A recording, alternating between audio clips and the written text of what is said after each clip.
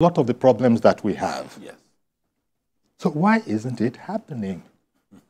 I mean, why isn't it happening? It's an interesting conversation point for us to go over it again. You've been on this topic probably more times than you care to remember. So what exactly is the problem? Tinubu's Agric reforms and price stability, because all sorts of inflations. Yes. There's core inflation, there's food inflation.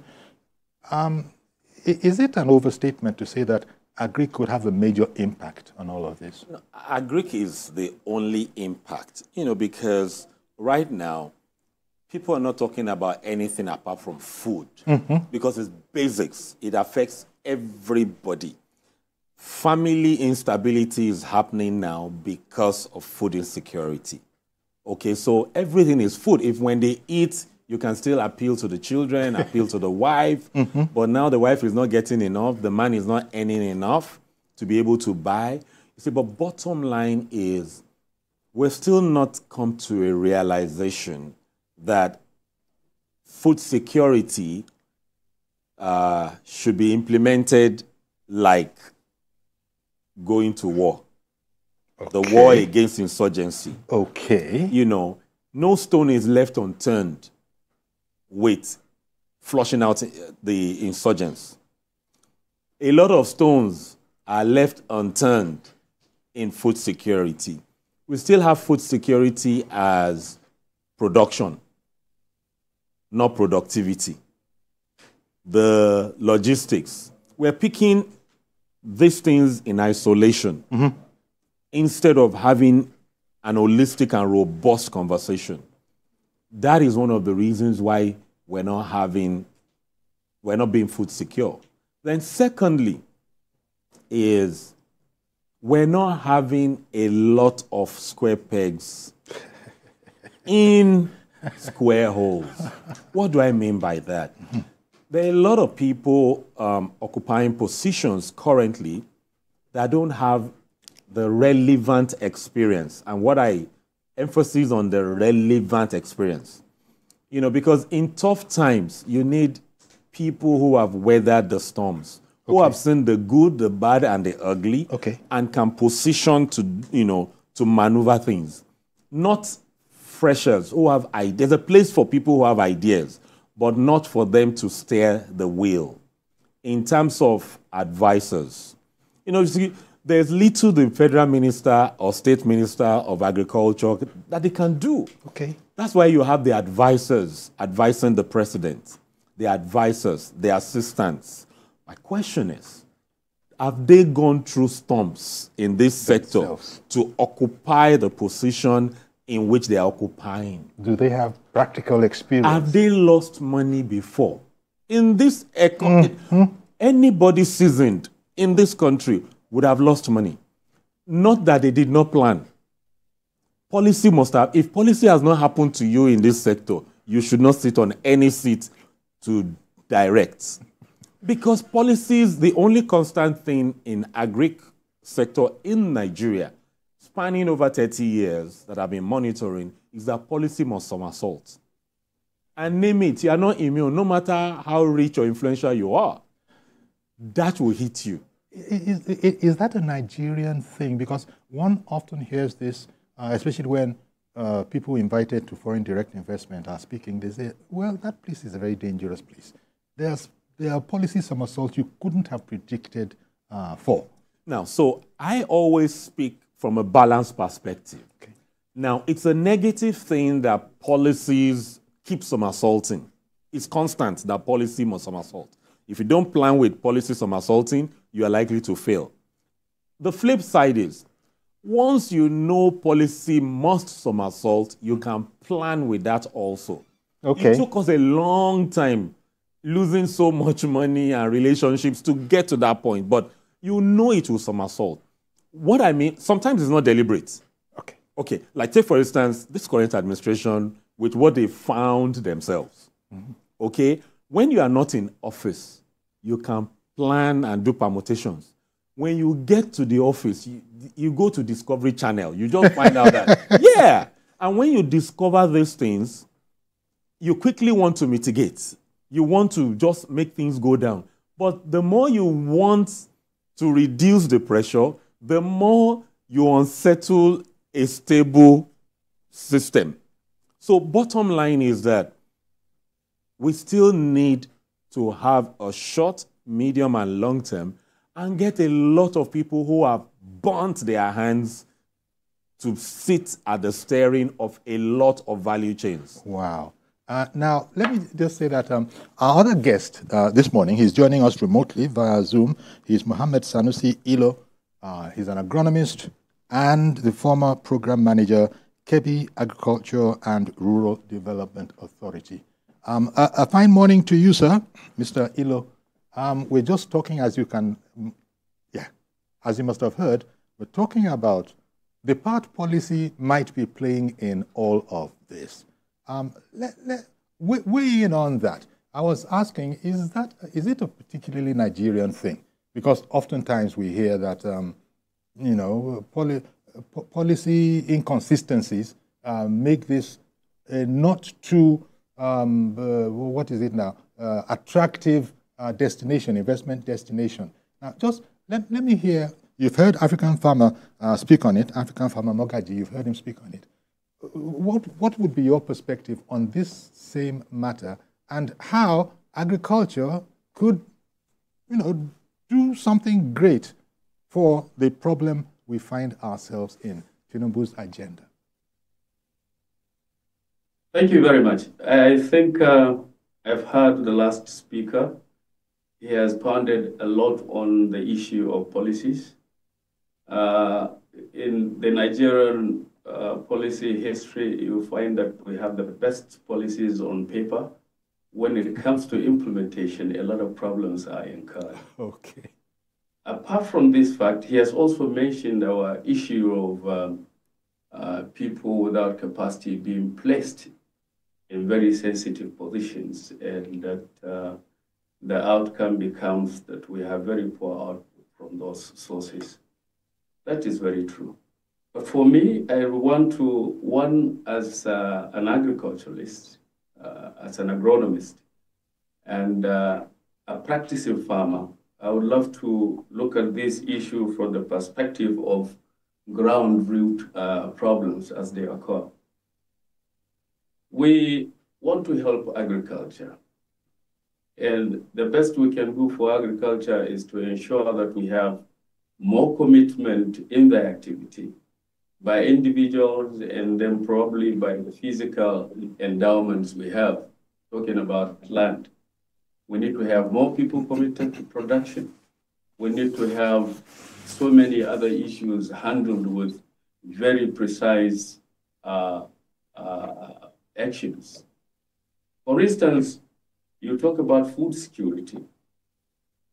Food security, which comes from what? Which comes from our general production. And that has a lot of activities within it. We want to talk about the farmer activity on the field. We want to talk about his efficiency on the field.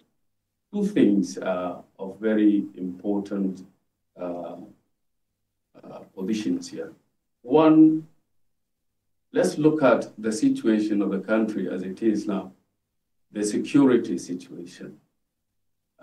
Farmers are not people who are found in the urban areas, who are found in the most secured part of the society.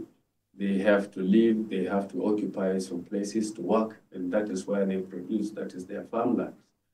Farmlands are away from urban areas most of the time. And definitely with the current situation that security is lacking. I take very precise example of a few states, as I'm talking now, from Kebbi. Neighboring states, Zamfara, Niger, and Sokoto, including Kebbi itself, are suffering the issue of abundant production areas because of security problem.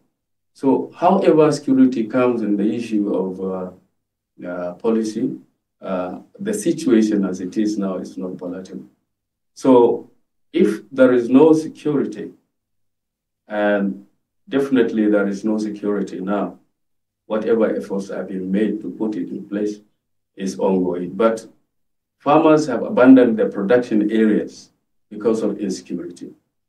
And the loss of this has definite implications. One, the farmer himself, who is able to provide his own self-food in the nation, taking away that weight, has lost his food. Secondly, the excess which he produces, which is taken to the market for people who do not go to the farm to produce, will not be there. And third of all, which is another disturbing area, is the fact that because he cannot produce for himself, he cannot produce to sell out, he has lost his capital to return to the field. So he cannot go to the farm again. Now, as far as I'm concerned, looking at food security in the country, the peasant farmer remains the hero of the country. No matter how much we say they are peasant, whatever position we want to look at, they are the people really keeping the country going as far as food security is concerned. So we need to secure the positions or the places, the production areas of these people. We have to not only provide security in the urban areas by roadsides, by checkpoints, and the patrol system in the towns. No, I think there is need to really shift that security system to outreach to farmlands which are away from urban areas to give support to those farmers so that they feel secured to go back to their fields. Unless that is done, a lot deal of what comes to the society as food, which ensures food security, is lost, and that is paramount.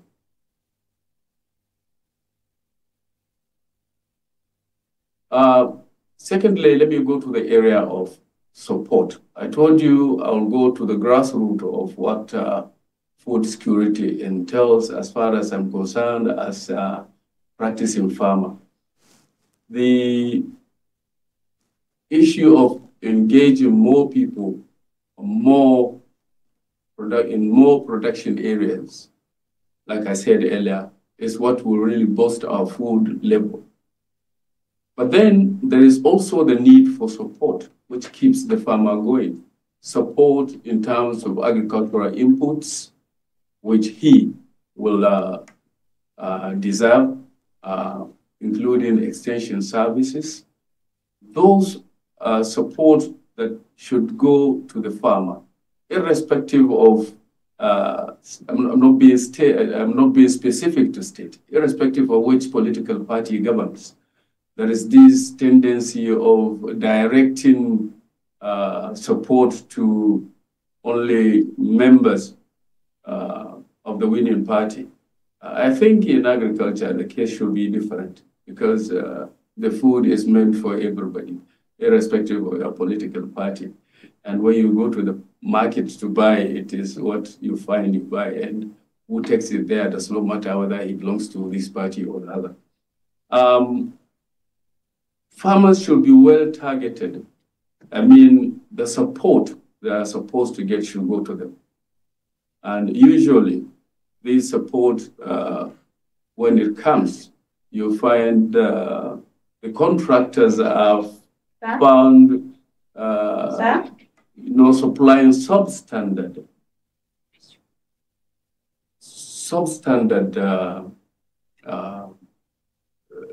items to the farmer, and as far as inputs are concerned, right?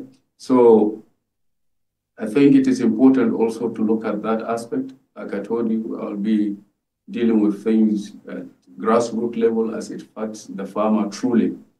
So what the government must do here is to develop a reliable farmer database. And with that, the farmer can really access whatever support the government intends to give. Minus that, you find a lot of such support will be missed along the way. And if that is done, all the government effort will not be felt eventually by the farmer. Okay. Well, and I think these two issues I feel are very important: the security and support from the government, and then the targeted farmer should really benefit from what is intended. Thank you. All right, then. Thank you very much. We'll come back to you, of course. Now, Mr. Mogaji, what he's saying there, it actually mops up a lot of what you said as well. And I especially noted that aspect of perhaps there are too many people in the sector, in the official agri sector, that really, I hesitate, but I think they refer to colloquially as round pegs in square holes, or if you want, the other way around. And one begins to wonder, is this as a result of the political obligation of our leaders to, behave in a certain way, whereas these are specialist areas that experts say, look, by all means, there might be political aspects to this, but as he pointed out, as Mr. Ilo pointed out, the food that will be produced is for everybody. Yeah. It's not for a member of any particular party, but he said that in there is a tendency to favor certain farmers. Now, that surely cannot be as a result of good advice. And so how do these things happen? And it seems that this crucial, all-important sector is not being treated with the expertise that it calls for. Yes, so when it comes to, it's the people, sometimes not the leaders. Okay. It's the people. I've seen a bit around, the governor means well, the commissioner means well, but once it's signed off, the president means well, the minister means well. Once they sign off, okay. They must implement through a system. Yes. It is the people in the system. Basically, no consequences. That's what makes things, go for long. The truth is, based on how Nigeria is, based on what this current administration inherited, there are some positions that we need politicians there. Okay. Even though it's Agric, but we need politicians because a lot of politics has happened. So we need politicians who are administrators. I add that clause. To be able to balance and manage things. Okay? If you bring a technocrat there, the technocrat will fail woefully because he just knows the job. He doesn't understand the politics and the administration. We found, even recently, we found technocrats come that don't understand that this is mainly politics. Agriculture is politics, even in the US. We cannot separate it. We just need to have people who have the interest of the nation and understand portfolios. Before any presidential aspirant in the US announces they are going for a particular post, especially presidency, it is always announced in the states that have large agricultural concerns. It's politics. So until we understand that and balance it up, put a technocrat in the Ministry of Agriculture, a technocrat, they will be doing a lot of media managing, a lot of media stuff. But when it comes to cascading down, they don't understand it. So what I'm saying is that there are positions and offices within the agric space that politicians must occupy because of the peculiar situations we found ourselves. But all the advisors ought not to be politicians, ought to be technocrats. I engaged a few top advisors, top special assistants, and you say, oh, why don't we go to this institution, this organization, and ask for their backward integration policy, which is standard? What will you hear? Is that part of my portfolio? It is part of your portfolio. You're supposed to help and aid anything. You occupy this position officially, nationally. This is how, but they say no package projects. Packaging project will not make Nigeria food secure. It is understanding your portfolio and leveraging it.